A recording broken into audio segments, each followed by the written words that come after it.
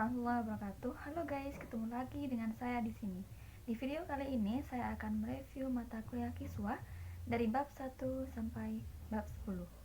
Yang pertama yakni pengertian dan definisi aswaja, landasan berdirinya. Aswaja adalah suatu kelompok atau golongan yang senantiasa mengikuti sunnah Nabi. Aswaja juga dapat diartikan bahwa suatu golongan yang mengikuti zaman kebenaran yang dibawa oleh Nabi.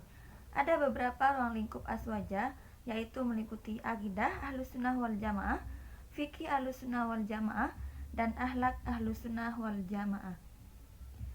Ruang lingkup aswaja dalam bidang akidah yang disebut Asy'ariyah atau pengikut Imam Abu Hasan al-Asy'ari dan Imam Abu Mansur al-Maturidi. Dalam bidang fikih mengikuti 4 madhab, Hanafi, Maliki, Syafi'i, dan Hambali. Dalam bidang tasawuf menganut pada Imam Al-Ghazali dan Imam Junaid Al-Baghdadi. Yang kedua yakni sejarah berdirinya aswaja. Ahlussunnah wal Jamaah pada awalnya mempunyai arti sekelompok orang Islam yang mempunyai keyakinan sama dengan ahli hadis, yang hal itu telah menjadi kemufakatan para sahabat Nabi, terutama keyakinan tentang qadimnya kalamullah. Aliran ini muncul sebagai reaksi terhadap banyaknya penyimpangan dari doktrin firqah-firqah sebelumnya. Pengkodifikasian aliran ini yaitu setelah munculnya aliran Asy'ariyah dan Maturidiyah, dua aliran yang menentang ajaran Mu'tazilah. Dan tokoh utama yang merupakan pendiri madhab ini adalah Abu al-Hasan al-Asy'ari dan Abu Mansur al-Maturidi. Dua tokoh Sunni ini kemudian dalam perkembangannya ajaran mereka menjadi doktrin penting dalam aliran Sunni, yakni aliran Asy'ariyah dan aliran Maturidiyah. Yang ketiga yakni mengenal para tokoh pendiri aswaja dan peranannya. Abul Hasan yang awalnya penganut Mu'tazilah hingga menjadi ulama besar dari paham itu sendiri, beralih mengambil keputusan besar untuk menganut Ahlussunnah wal Jamaah kembali kepada agama yang dibenarkan oleh Allah Subhanahu wa taala, meninggalkan paham Mu'tazilah yang sesat dan menekuni dan meyakini bahwa Ahlussunnah wal Jamaah adalah benar adanya.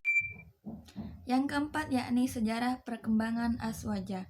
Ahlussunnah adalah orang-orang yang mengikuti sunnah dan berpegang teguh dengannya dalam seluruh perkara yang Rasulullah berada di atasnya dan juga para sahabatnya, sesuai yang disampaikan di dalam hadis Nabi Muhammad SAW.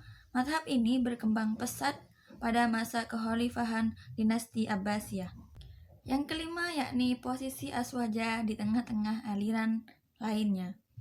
Selain aswaja terdapat beberapa aliran yang lain seperti Khawarij, Murji'ah, Qadariyah, Jabariyah, dan Syiah, di mana aswaja berusaha meluruskan paham-paham yang ekstrim atau berlawanan.